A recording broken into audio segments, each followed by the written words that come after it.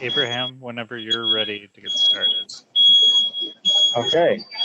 Do we have everybody here, all the applicants? We'll see. I'm not sure. So we have a lot of them. Okay. Well, the reason I was asking is I was wondering if my fellow board members wouldn't object if they've all looked at the materials, if we have all the applicants here, if we could take them all in turn. I will let the fellow board members raise their hand to object. Seeing none, I think you have the floor. Yeah, because I was thinking that, a lot of these applications, we're obviously supportive of the community. So unless there's a strong objection, I would make a motion, if seconded, to take them all together as approvals.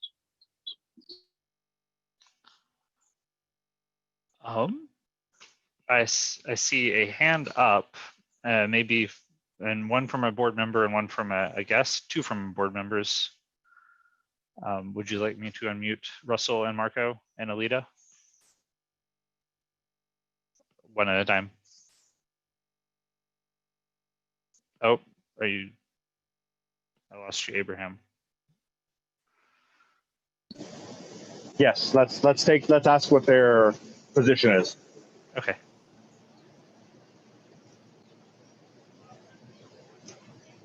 Yeah, I was just going to ask if we could just have a few more minutes just to go over everything one more time and just make sure before we vote on everything. Sure. Okay, so just give me 5 or 10 minutes here. Okay. Then, Will, do we want to go to Marco? Okay. Marco, you'll take it. Can you hear me now? Yes. Oh, okay, thank you. I think we cannot do that. First of all, the main issue is Robert Rules, Parliament procedure. The members, they can do that and somebody has to second. That's one. Two, I think it's wrong to do that because we need not to evaluate application by application. What we like to hear is what are the problems they are facing so we can learn from them, from each applicant, what is the problems. And that's what we, in this case, we are not going to screen if they have been doing something wrong. No, on the contrary, we would like to hear one by one and hear exactly what are the concerns and problems they have so the community board can learn more about the situation under which they are living. And this is why I believe the first thing is we have to go application by application and learn each of them, what are the problems, what are the challenges that they are facing. Maybe we can help them because our role is exactly to help them, especially in this time. Thank you. Okay. Well, and let's go to Alita. Thank you. I'm just wondering, the Upper East Side has been notorious during the latter part of this crisis for having restaurants and bars that are serving liquor to people on the street. And I'd like you to ask them if there have been any complaints, please, about serving drinks to people who are not seated at tables or where there are issues of people just milling around and congregating. It's just a serious issue with respect to the health crisis and one that unfortunately is making its way around the Upper East Side. Thank you. So just to follow up on that, you would like us to ask the applicants whether they have received complaints about the congregating? Yes, I don't know how else to do it because I mean, places like the Green Kitchen, we've all heard about. Other places, I don't know. So yeah, I mean, I know that they're not under oath. I don't know what else to do. If you have another solution to find out, because there's not enough enforcement and the health risks, as we've seen in other states, are really significant. Thank you. Okay. So I think based on the feedback, let's go one by one, Will, on the applications. If you can pull up the.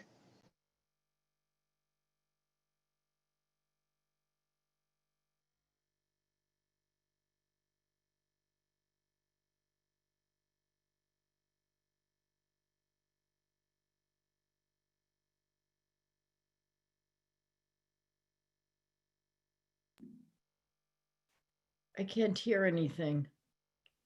Are you?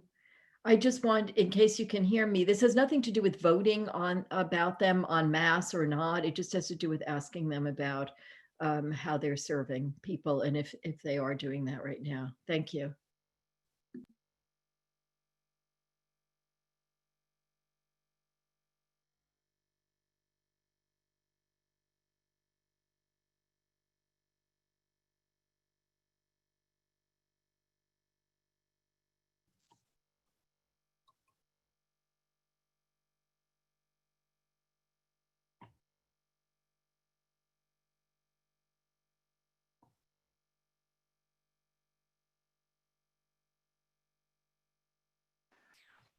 I've been muted. Sorry. Abraham's also muted. Sorry Okay. about that. No worries. Okay. So I think based on the feedback, we'll go one by one for the applications, and we'll take it from there. So Yeah. with that, for those listening, do I have the representative for application 1A, the new application for liquor, wine, beer, and cider for Ivy Lane? I did. Hey, Judy, we can hear you. You are unmuted. I have a statement to ask Abraham before we start. Okay. Abraham, I don't know if you were part of the Transportation Committee meeting Wednesday night, but there was a huge discussion about people who were walking around the street. They were served alcohol, they were seated, or they picked up orders to go, and they took their alcohol, and instead of staying seated or taking it home with them, they were drinking on the street. And that was a real issue. And I think that's something that we have to ask the people who are coming before us. How are they handling the alcohol? And if it is part of an order, or if they seeing to it that the people take it home and drink it if they're not seated at a table. So if I understand you correctly, so yeah, the establishments can serve to go. So you're asking what type of prevention mechanisms they are taking to prevent individuals drinking on the street? Right, because that's what's happening, I understand, in the 80s and 90s and 70s. People are walking around with open containers of alcohol. You can carry closed containers, it's not against the law, but Yes, of course. Yeah, that was what Alita wanted to say, and that was her point too. So okay, we can ask them. I guess the question, and I think the conundrum we're in is that even if a establishment is serving in sealed containers, that doesn't prevent an individual from opening it as they're walking down the street, and therefore an establishment should not then be penalized for the actions of the individual. yeah, I did see what I thought was the applicant for Ivy Lane raise their hand. Was are we ready to move to that Yes. application? Okay, great. Gonna lower all the hands again. If there's something new that needs to be said, please keep your hand up. Otherwise, Alexander. Hi. Yep. Can you hear me? Yes. Hi, Alexander. Hi, Abraham. Nice to meet you, or meet you, I should say. I am in-house counsel for Merchants Hospitality and representative for Ivy Lane, or 116 East 60th LLC. I'd emailed before our meeting, and to get to the alcohol point, I can speak to that quickly. Actually, I've written the policy to make sure that we don't ask people to stick around if they've gotten something to go, and they don't congregate in groups that would exceed any of the regulations. And we were also very attentive to the governor's executive order regarding 100 feet within your premises, and you're responsible for the individual opening that container or violating any liquor laws. So we had hired security guards, actually, and not a lot, minimal. I would say one probably per location. Our one location in the Upper East Side that is active, Treadwell Park, we had one security guard there to keep an eye out and make sure people weren't within the 100 feet. And as many of you brought up, it's difficult for us outside of that 100 feet to kind of expand our responsibility on the premises. So it has been a give and take, working with the community on that. So I think I'm comfortable in saying as in-house counsel that we've addressed the alcohol issue given the current standards that were there, and we're always vigilant and look for any input the community might have. Great, thank you. And to the application, I sent an email prior. I don't know if everybody received the materials. I think it was a bit of a bureaucratic misunderstanding. We had initially filed in July of last year for our liquor license, and we appeared before the community board and the street life committee and got our approval and resolution from the community board to the SLA, and we recently got our permanent on-premises liquor license. In curing the deficiencies for our permanent liquor license, we needed to send an amended 30-day notice, which is what I think prompted our appearance today. So I have given all the materials and the differences in the amended notices that I submitted between the initial and the one for the SLA. And I think that's all I have for you today, unless there's any further questions I can help you with. I do. What were the deficiencies? And in the materials, I'm not seeing the hours of operation, if you were able to provide that. The hours of operation, we had originally asked for, let me pull up the PDF here, for 11 to 2 a.m. Monday through Thursdays, 11 to 4 a.m. Friday through Saturday, and 11 to 2 a.m. On Sunday. I can tell you that we did not operate at those hours, and we weren't open on Mondays. So I think our last tables were at 11:30 and we closed by midnight, if I'm not mistaken. Okay. Okay, with that, I will, Will, are there any hands up for members of the public on this item? Judy Schneider. Okay. Just want to Judy? speak in support of them. They've been a good neighbor since they've moved in. I recommend their food highly, and would hope that the board members would support this application. Thank you. Will, are there any other non-board members raised? I do not see any hands that are raised. I see Russell Squire and Marco Tamayo.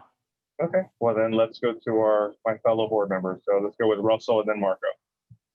Thanks. So I had a question for the applicant, but before I get to that, I just wanted to address the point that that Judy had made, that Abraham also spoke to. I mean, I think the question of people with open containers and taking the drinks away from the bars, I'm sort of reluctant to really press people too much on this. I think, there are some places that have been operating that haven't even been allowing people to congregate, or haven't even really made spaces for people to congregate. And I think that's a perfectly, safe thing to do. And in fact, that may even be safer than allowing people to congregate, which is not to say that if people are going to congregate outside in a sort of socially distanced manner that's now approved, that wouldn't be okay. But it just seems to me that if we're going to allow, we're in this sort of weird situation now where a lot of the old rules obviously have been sort of temporarily put aside, and we're allowing people to basically purchase alcohol without actually setting foot inside of an establishment, which is a new thing. And we're allowing people to sit outside and eat and drink without the full, licenses that typically would go along with that. And so I just think, to me, it seems like as part of the sort of overall adaptation that we've got to what's been going on, that I think we need to be a little flexible. And I think it's just, inherent that if somebody's going to be getting a drink from a bar that's got basically like a counter set up at their door to hand it to people, containers outside. And, certainly I just think that that's sort of built in. And so I think going beyond that in terms of what we want the establishments to do, I think there's just not really a lot that we can ask of them in that respect. I just think it's sort of built into this whole situation that we have. So that's my view on that, just more broadly for the whole meeting. For this applicant, I didn't see like an estimated percentage of, or I guess it wouldn't be estimated in this case, but what your food percentages and your drink percentages in terms of your sales. Yeah, the rough percentages I have on hand, I'd have to check with accounting to be specific at this point, but is a 75 to 25%, 75 being food, 25% drink. Thank you. Great. Okay. Will, do you want to go to Marco? Marco? Yeah, can you hear me? Yes. Oh, thank you. One thing that I would like to see is in the future is it's better to hear from the owner or from the manager, because the counselor he's coming and he expressed himself the rules, and basically we cannot learn much from the restaurant. Yes, I was over there this weekend, and yes, I would like to support this application definitely without no doubt. And the only concern that I have is there is the problem Judy raised very well, the issue of open containers outside. I would like to see something in the approval that the applicant is committed to avoid this kind of trouble, because the whole mess that we have right here is the virus, and we have to have the 8 feet wide circulation for the pedestrians. And that's, I think, is the only issue that I would like to raise in all these applications, that the applicants, all of them, without no exception, do not obstruct the path of the pedestrians, which is 8 feet wide. That is the only concern that I have. And thank you, and I will support this application. Thank you. Okay, great. So it sounds like we have support. So I will start and say I will move to approve this application. If we have hands raised to second it, that would be great. I see Russell gives a thumbs up, so that counts as a second. I see a Barry thumbs up. It is seconded. Okay. So then I guess we will go to, if there is no other hands up to deny or otherwise, we will assume. Right now there are 2 hands up, Michelle, Okay. and just Michelle right now. And Michelle nodded, so I think she has something to say. Okay, so let's go to Michelle if she is going to opine differently. Yes, am I unmuted now? Yes. Okay, thank you. I wanted to follow up on Judy's comments because I think one of the things she was referring to at the Transportation Committee was my comment. And I just wanted to share my comment with you tonight because it's relevant to every applicant and just for everything going forward. And it's just a personal experience that was relayed to me by my daughter that happened a week ago this past Friday night when she made an attempt to go down 2nd Avenue and have something at one of the outdoor cafes. She said there were hundreds of people in the street. She said while the formation of the chairs and tables at each individual cafe was, they were in complement with what the guidelines are, and that the tables were 6 feet apart and people were wearing masks until they were served. So those who were seated were compliant. However, she said so many people, hordes and hordes, hundreds, were on the street close to the establishment, standing around those tables, no masks, no distancing, drinking. It was so dangerous that she actually got in a taxi and got out of the neighborhood.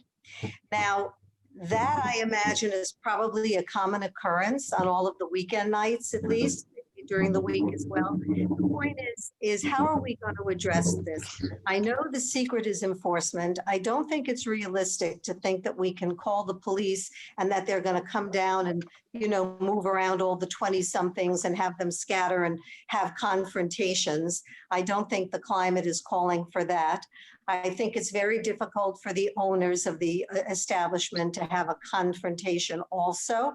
However, I think this committee, or as best as we can, should maybe make some suggestions as how we can encourage the crowd to police themselves. In other words, with putting maybe rope up that says no standing beyond this zone so that they can stand in between the tables, requiring them that if they get a drink that they have to completely leave the area. And rather than telling them this, have signs up all around requiring it and that they are distancing and wearing their masks when they're not drinking. Something that can help the proprietor, some guideline or something to point to that can help them safely and non-confrontationally disperse the crowd.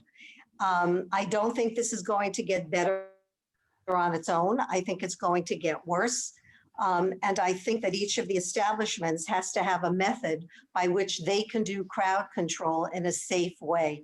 So I don't know if a new business, maybe you want to come up with some guidelines to offer them, some signage to offer them. There was signage actually offered in the Transportation Committee, but it would not have to just be posted in one place, but it would have to be posted in many places so people can see them, and just some way to help disperse this crowd. These crowds, I should say, in plural. So if you want to have a further, rather than hold up each applicant tonight with this discussion, although I think they should be a part of it because they're going to be the enforcers as well as the sellers, I think maybe a new business, maybe we can come up with something as a suggestion. Thank you, Ms. Bell. I think this could be a good thing that we're working on. Will maybe behind the scenes and kind of come up with some documentation to be able to share out to the establishment. I know if I saw the email trail that there was clarification and going to the establishment to remind them of guidelines in terms of the outdoor seating requirements. So this could be another additional posting offering that we could provide to the establishment. Abraham, you do have one board member and a member of the public who has their hand raised, I guess, about this application. Okay, let's go to the member of the public first. Jacinta Capello. Jacinta, you may have to push a button to confirm. Hi, no, it's only about my application. It's like we want to move from location. We are right now in. Okay, Jacinta, is this a different application? Because Yes, we'll get to yes. it on the agenda. So please lower your hand, and Okay. we'll get to it after we get to the other applications. Sorry Okay. about that. Sorry. Yeah. Okay. So Yeah, then Brian. let's go to Brian. Brian. Hey, hey guys, just curious to the applicant. I didn't see anything checked off in box 15, and I'm curious if there's any type of outdoor dining or sidewalk cafe now, considering that phase 3 of restaurant reopening has been pushed back by the governor. Hi, Brian. We currently don't have any outdoor seating right now. We haven't actually been operating out of the Ivy Lane location since the shutdown has occurred. So right now, we're not doing it. It may happen in the future. It's kind of a business decision at this point, what they want to do moving forward. But yeah, as of now, no. And as a reminder, I'm sorry, go ahead, Brian. No, my fault. Go ahead. Well, no, I was just going to say, and if in the future they do want to have a outdoor cafe, and I don't know if they have the license already, that is a separate application, and they would come to us before they do so. This is just for the liquor license aspect. Correct. Yeah. Got it. Okay. And then I'm sorry, can you repeat the hours of operation again? Because I am familiar with this restaurant. I didn't realize that they were open that late or looking to be open that late. Well, I was going to say this initial application was submitted back in July of 2019, so the concept was still a little bit open as to what it would be in the end. But the original application hours were 11 a.m. to 2 a.m. Monday through Thursday, 11 a.m. through 4 a.m. Friday, Saturday, and 11 a.m. 2 a.m. on Sunday.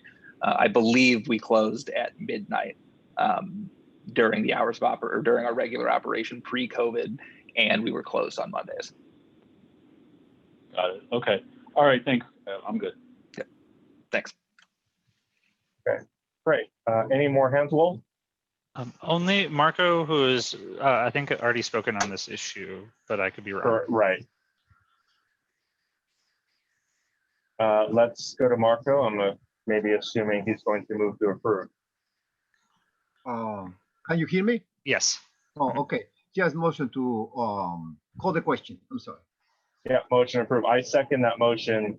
So let's see if there's any hand in objection to the approval for Ivy Lane. Board members, please raise your hand through the participants menu or *9 if you would like to vote against, abstain, or not vote for cause. Mrs. Brown. Mrs. Brown, you may have to push a button, but tell us how you would like to vote. Oh. You lowered your hand. Motion, I approve the application. Okay. Only raise your hand if you're going to vote against it or abstain. Yes, I accidentally hit the raise your hand.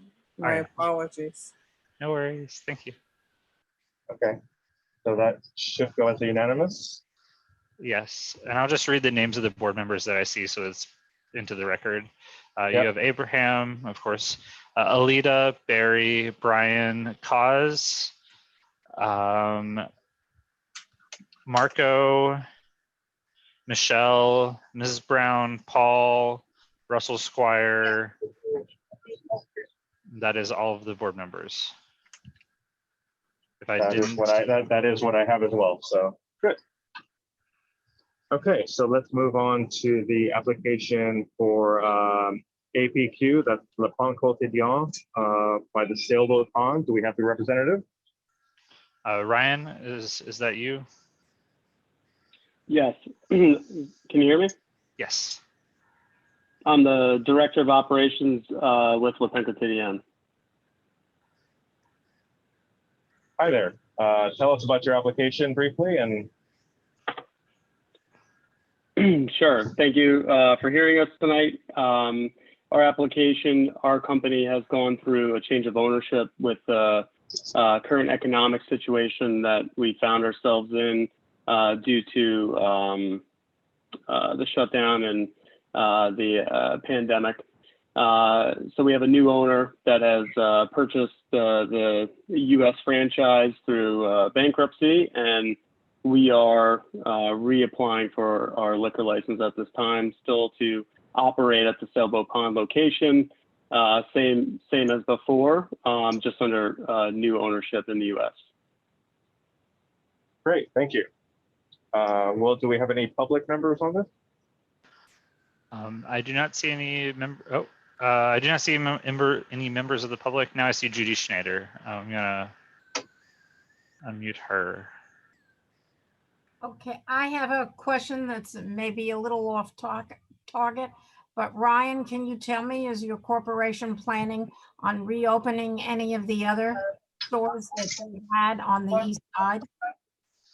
Would you know? Absolutely, Judy. We are actively engaged in getting the mountain of licensing that we need to be able to open up the locations. And I can say, from what I do know, with there are still some negotiations in post-bankruptcy. However, almost a large number of our locations on the Upper East Side will continue to exist and operate beyond the bankruptcy.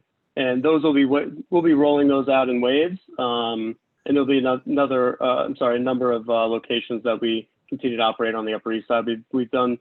It's been a pleasure to serve the community there for a number of years, and hopefully they welcome us back with open arms. Thank you.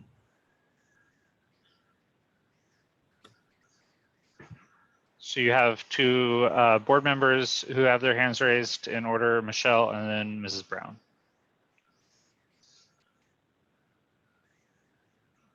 Abraham, you were muted, sorry.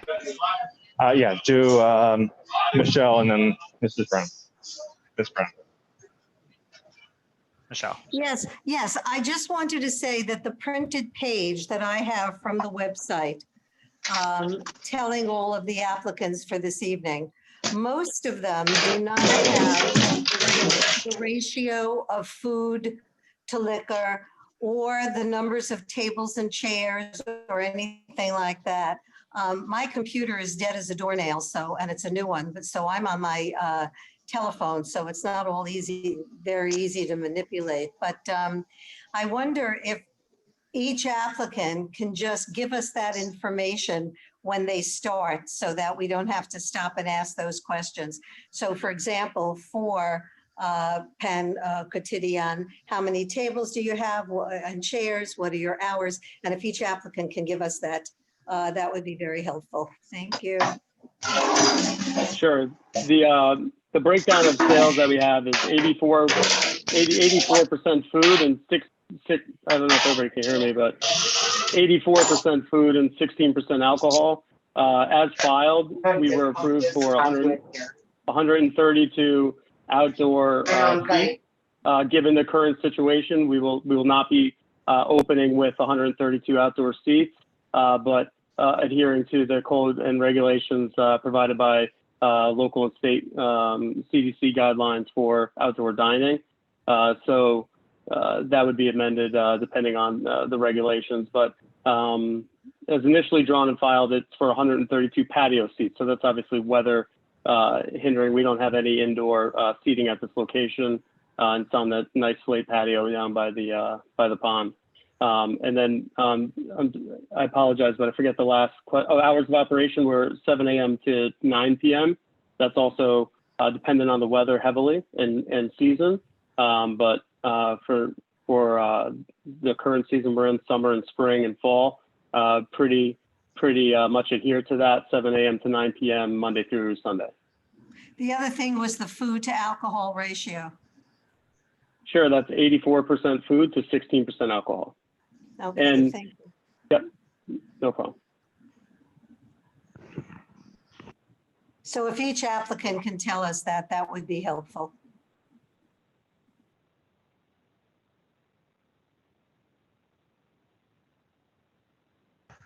Thanks, Michelle. Abraham, you're muted right now, but I heard a lot of noise coming from your background. So I'm just gonna go to the next board member unless you want to jump in and speak up. Mrs. Brown, you had your hand up. Yes, thank you. What I wanted to do is to amend Michelle's request. In addition to that, I would like for each applicant to state if there is outdoor space in addition to the food beverage ratio. Thank you. Thank you. And the hours. Sorry, was that for outdoor sinks? Correct. Yeah. For like hand washing? No, backyard. Outdoor space is what she was saying. Oh, outdoor space, sorry. Yeah, all of our seating space is actually outdoor at this location. So we have a counter for service, and all of the seating that I mentioned, all 132 seats under normal conditions, they all occur on a slate patio that our space is adjacent to in the corner. And we have one public restroom around the corner from us, and the other one's on the other side of the pond. And she asked your hours too. Hours of operation are Monday through Sunday, 7 a.m. to 9 p.m. Obviously, dependent on the weather, we do, if we have bad weather coming in, we do amend the hours of operation based on the foot traffic in Central Park. Thank you. Yep, no problem. Okay. Do we have any hands up to make a motion? If not, I will do so. You have two hands up, Marco and then Russell. Okay, let's go take them in order. Marco? Can you hear me? Yes. Thank you. Motion to approve. Thank you, Marco. I will second that. Let's go to Russell. Oh, he lowered his hand. I think he was looking for the same thing. Okay, great. So that is a motion to approve. So unless there's any hands up to abstain or say no, that should go down as an approval. Let me know if you see any hands. 3, 2, 1. No hands. Okay, great. So let's continue on to the next stage, which is item 2A. Do we have the representatives for Zucchero e Pomodori? I will say they had not been responsive to our emails, so it's likely that they are not here. But if they are here, raise your hand, please, through the participants menu. Okay. Does not seem they're here. So let's hold that till the end and we'll decide whether to roll it over or take a motion. Okay, so then moving on to item 3A, do we have the representative for Rabba Persian Grill? Please just raise your hand through the participants menu. If you can't find that, it's at the bottom of your screen. Looks like 2 people, has the number 31 next to it, or if you're on the phone, it's *9. I see it, I see a hand, great. You may have to confirm. Hi, members of the board, how are you? Very well, thank you.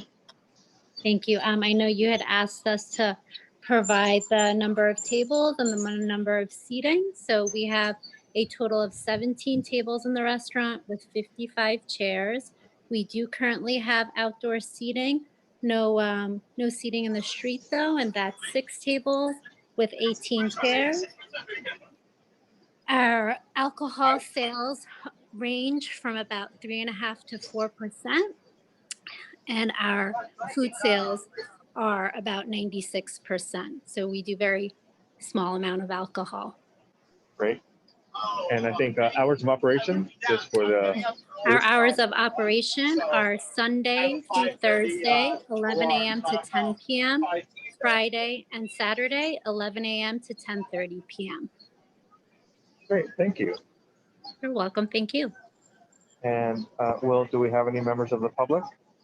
Do not see any members of the public. You have 2 board members, Russell and Marco. Let's go in reverse order. Let's go Russell this time. Oh, actually, Judy has her hand up. Okay. So I'll unmute her. She's unmuted. Yes, I just wanted to support them. They've been in the neighborhood for a number of years and have been a very good merchant, and we've had no problems with the establishment at all. Thank Great. you very much. Well, let's go to Russell first. All right. Russell. Russell. Motion to approve. Thank you. I will second that. Let's see if Marco has anything different. Marco.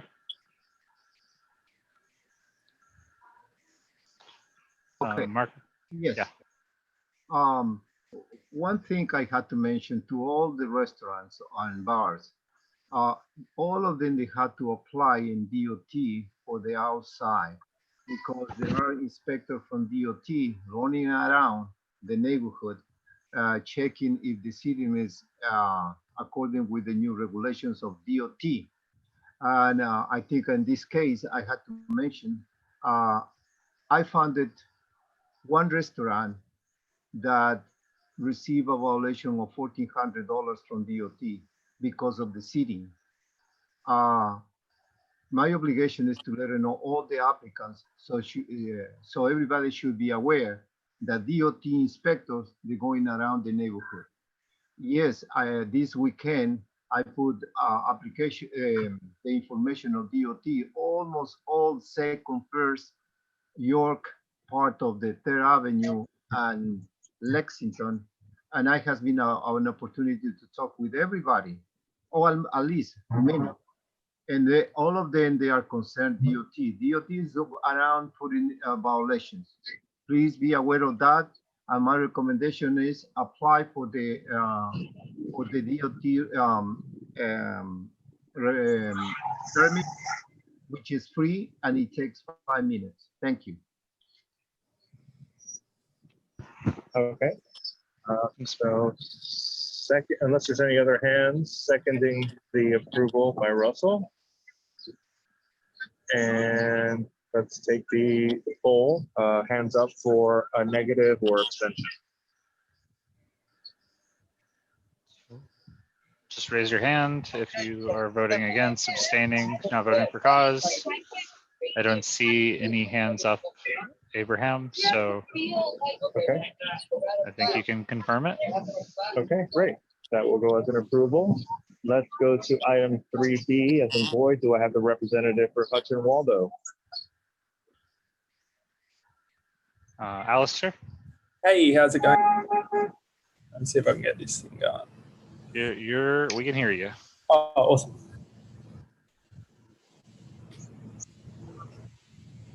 Thanks everyone for inviting me down. So just to go through the item you were asked to cover, we have the estimated percentage of sales, food to drink. We're operating at a 70% to 30% food to drink. Majority, a lot of coffee and things like that, and alcohol. Outside, we have a total number of 8 tables, 16 chairs, which are not in operation right now. We maximise the sidewalk to adhere to social distancing. And the hours of operation from Monday through to Thursday, 6 a.m. to 10 p.m. Friday to Sunday, 6 a.m. to 12 a.m. At the moment, we have reduced hours, obviously also due to current regulations that are in place, but also just for staff safety too, just to try and maintain one shift for everyone who's working there at the moment.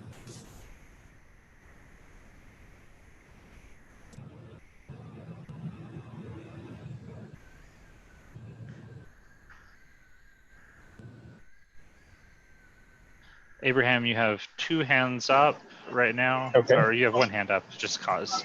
Okay, so let's go to cause since there's no other hands. Cause. Yeah, I would like to defer to Marco on this because many months ago they had an illegal sidewalk cafe. We asked them many times to correct it.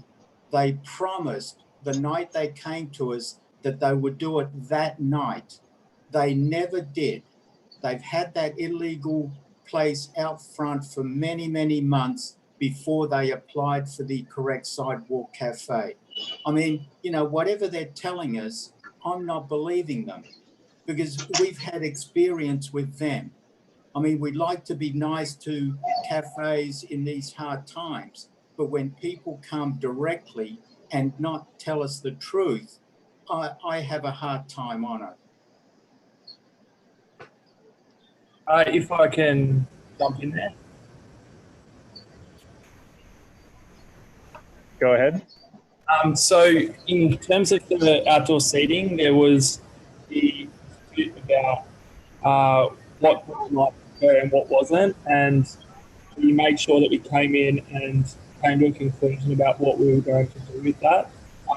The community board wanted to see what we would be changing the seating area to, in which case we did go about removing the whole area as asked by the community board, and we to operate after anything there.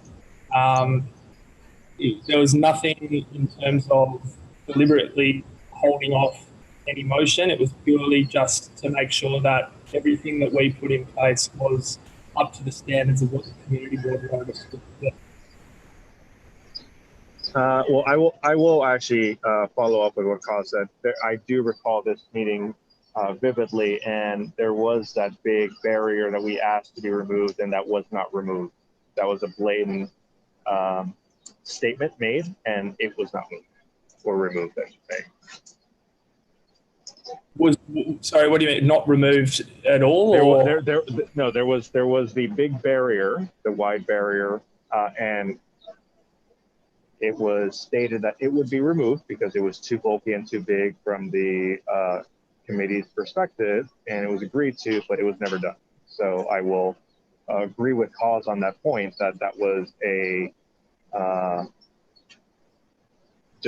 something that did not happen. It has been removed though. Correct now, but we're talking about when we revisited this application back then, it was not removed in any way timely fashion. If I can, the community board asked us to send through a proposal for what we were to change the seating area to. And from timing, it was about maybe 13 days after the meeting to which the outdoor seating area was removed. And we continue to operate without anything there at all to make sure that we didn't put anything up that wouldn't be up to the standards of what the community board wanted us to do. Okay. Will, do we have any other hands up? Marco has his hand up. Okay. Marco? Can you hear me now? Yes. Yeah, thank you. Yes, it was true. He didn't remove for a couple of weeks after he offered to do that. Then he removed. He's saying the truth. Yes, he removed. The only thing I had to advise you to the owner is be careful. Now there is a very strict regulations for outside, and DOT is around, and you don't want to see you to have a violation. Let me repeat again. One of the restaurants, which was Mas Mezcal, she received a $1,400 violation. And I don't want it to see you or any other restaurant to receive this kind of violations. Please follow the regulations.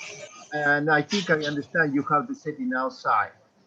I think you apply. If you didn't, just go to DOT web and obtain permission, and you can do your sitting for the outside, included the use of the road or the street. That's the only thing I had to say. And yes, you be this consideration later. Thank you. Thanks, Paco. Okay. Will any other hands? No other hands right now. Okay. Does anyone want to make a motion? Marco has his hand up. Marco? Okay. Motion. Great. Are there any virtual hands to second the approval? You can just put a reaction button. I see Barry, I see Michelle.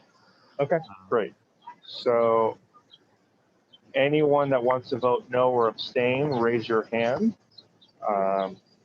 Well, from my perspective, I'm going to abstain. Okay. Anyone else want to see cause? Cause, explain your vote. I'm going to vote no on this one. Sorry. Okay. Thanks, Cause. Any other hands? Anyone else? Last call. Okay. Seeing none, we Oh, will Michelle. move. Michelle just okay. raised her hand. Michelle, explain your vote. Oh, push the button to unmute. Yes, I'm going to abstain. Okay. Thank you, Michelle. Okay. One last call. Anyone else? Mrs. Brown, explain your vote. It was a little unclear. I couldn't understand the applicant. He did state that the barrier has been removed. When was it removed? It was removed 13 days after the community board here, in which case we were asked to submit a proposal for what we wanted to do. There was no deliberate delays or anything like that. We just, wanted to make sure that what we did was right. And as soon as it was voiced that the community board wanted us to remove the barrier, we took the motion to make sure that we got rid of it as soon as possible. Anything under 13 days to get that, would have done it as quickly as we could, and at which time we also had the proposal for what we wanted to do after, which was an open seating floor plan, which was approved thankfully by the community board and by the city as well. Thank you. Thank you.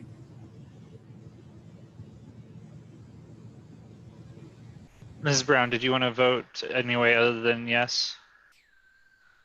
I'm voting yes. Thank you. Thank you.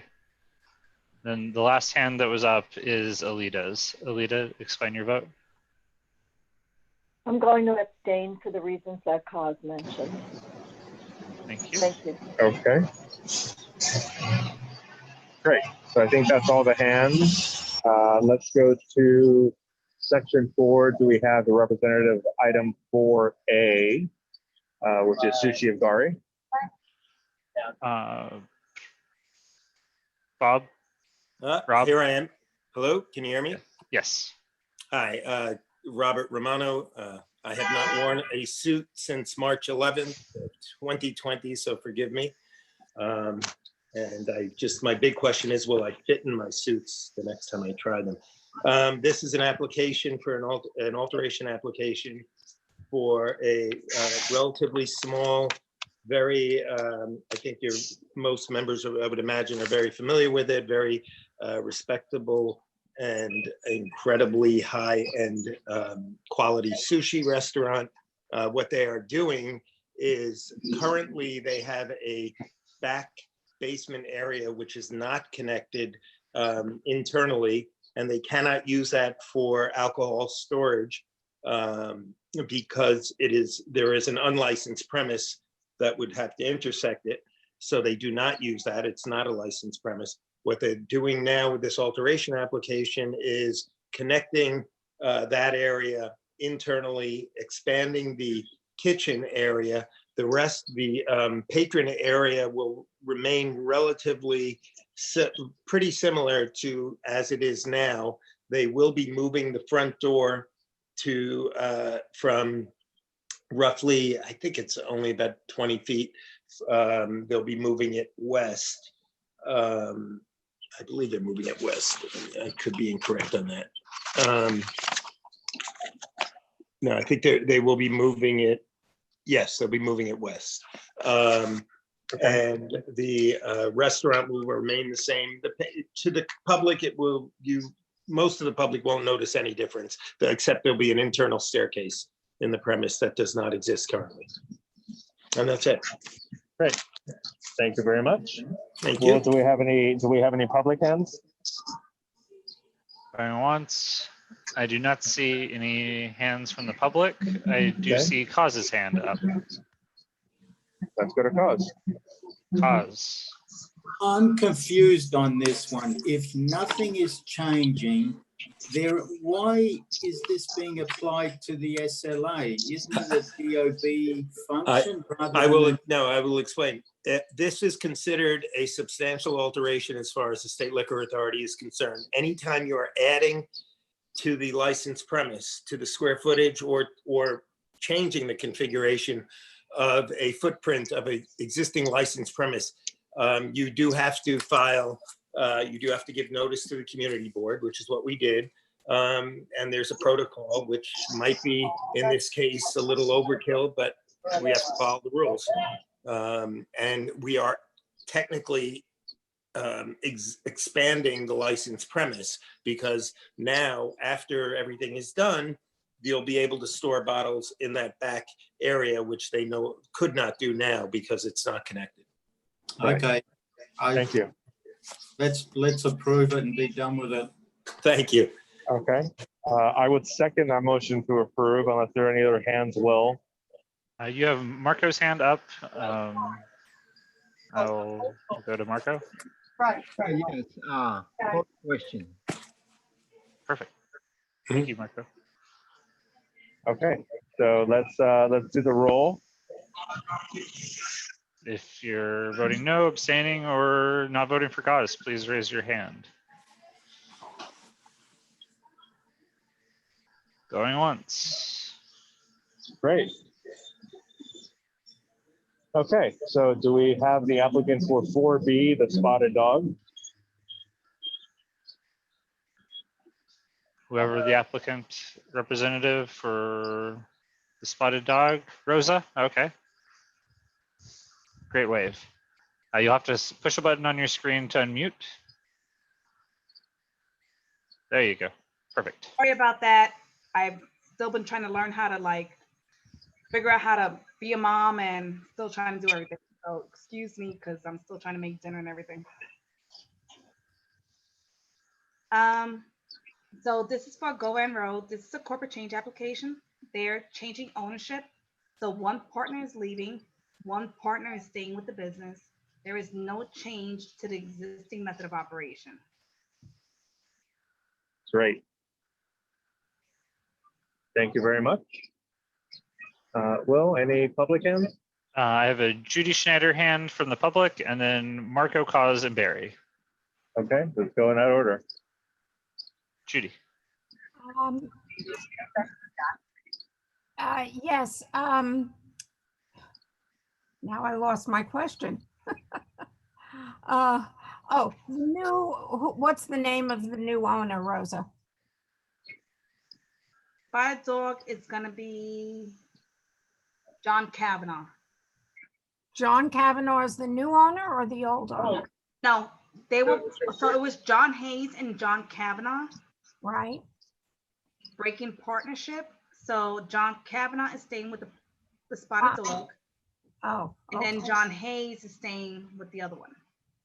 with Baker Street?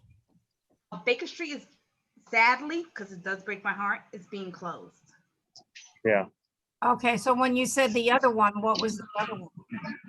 The other one is 1490. Oh, okay.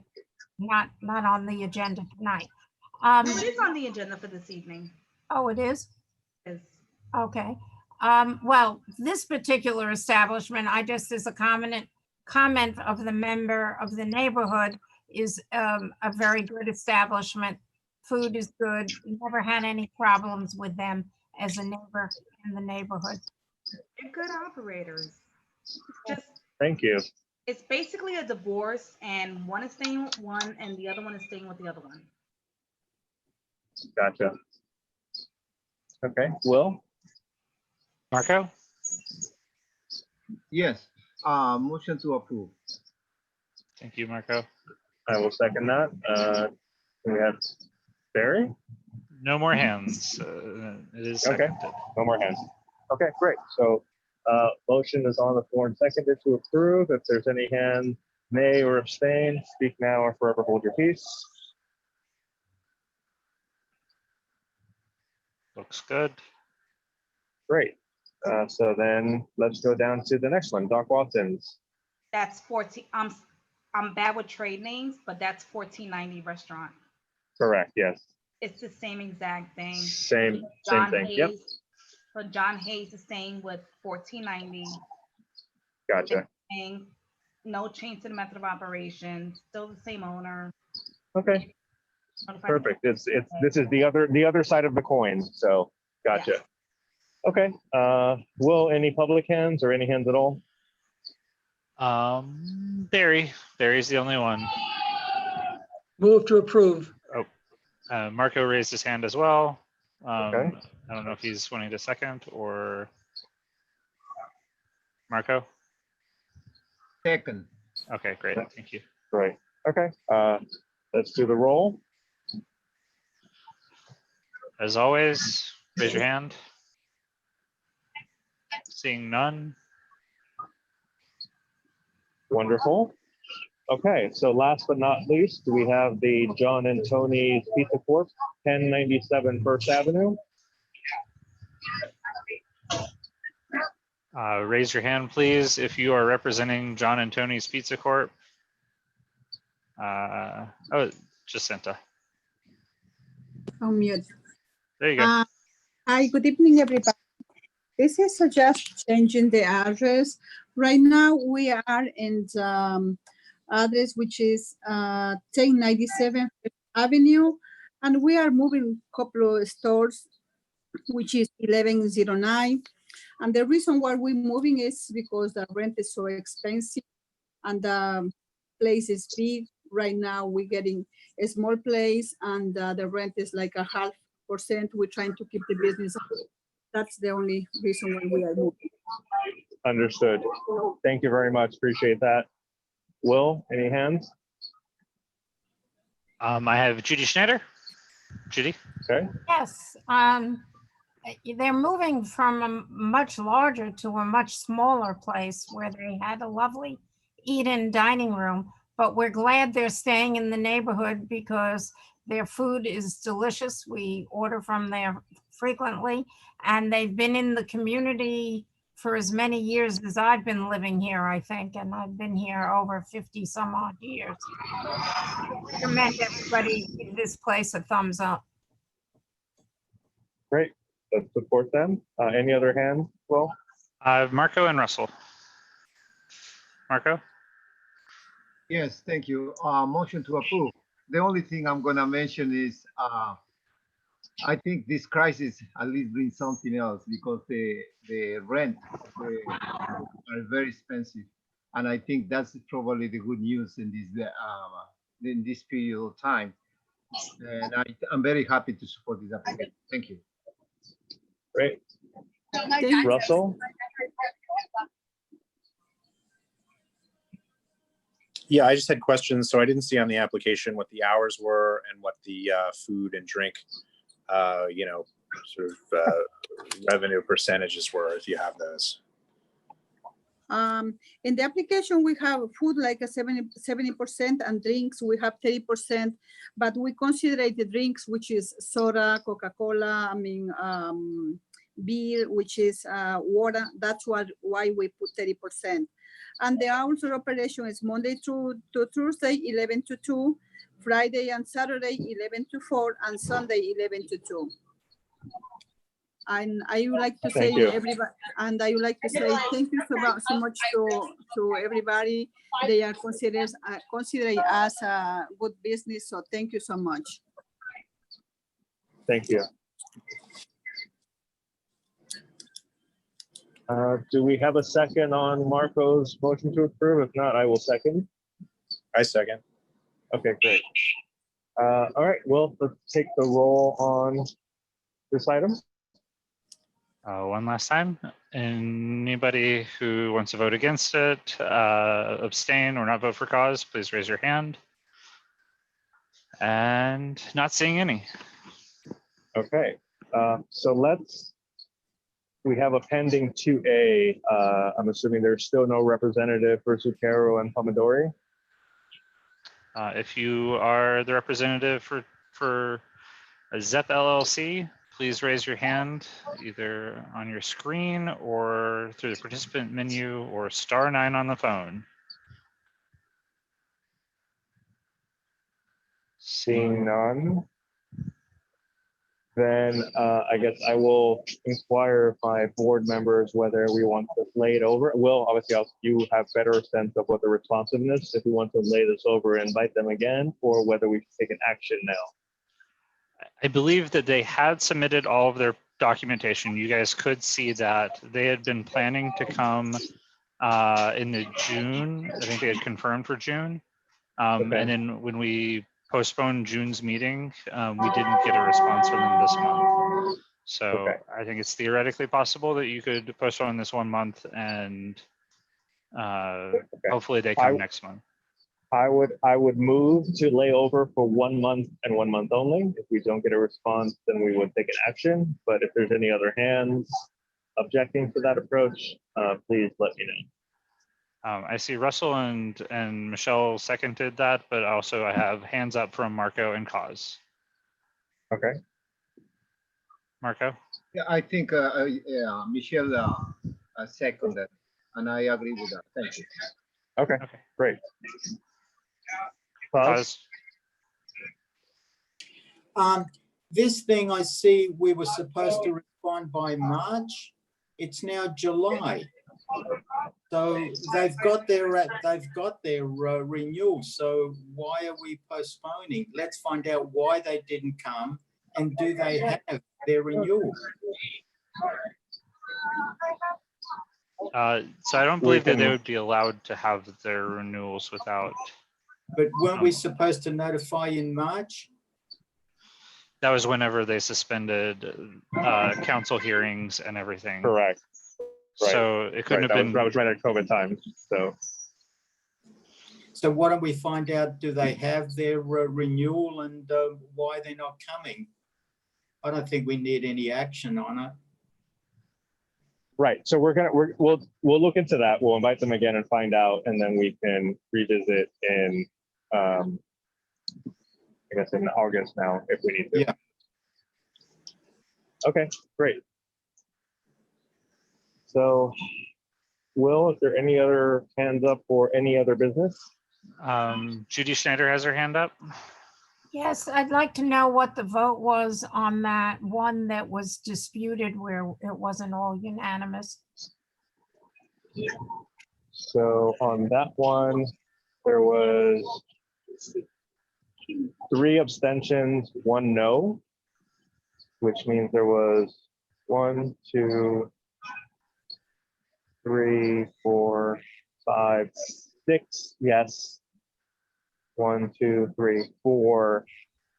That will go down as no's. Well, effectively are no's, abstains and no. So Thank you. 6-4. Great. Well, any other hands? I see none. Okay, then with that, then I will move to adjourn. Do I have a second? I see Barry's hand up. I assume to second that. Okay, Barry nods his head, yes. great. Well, thank you, everyone. Yes. And we will adjourn. Thank you, everyone. Thanks. Bye.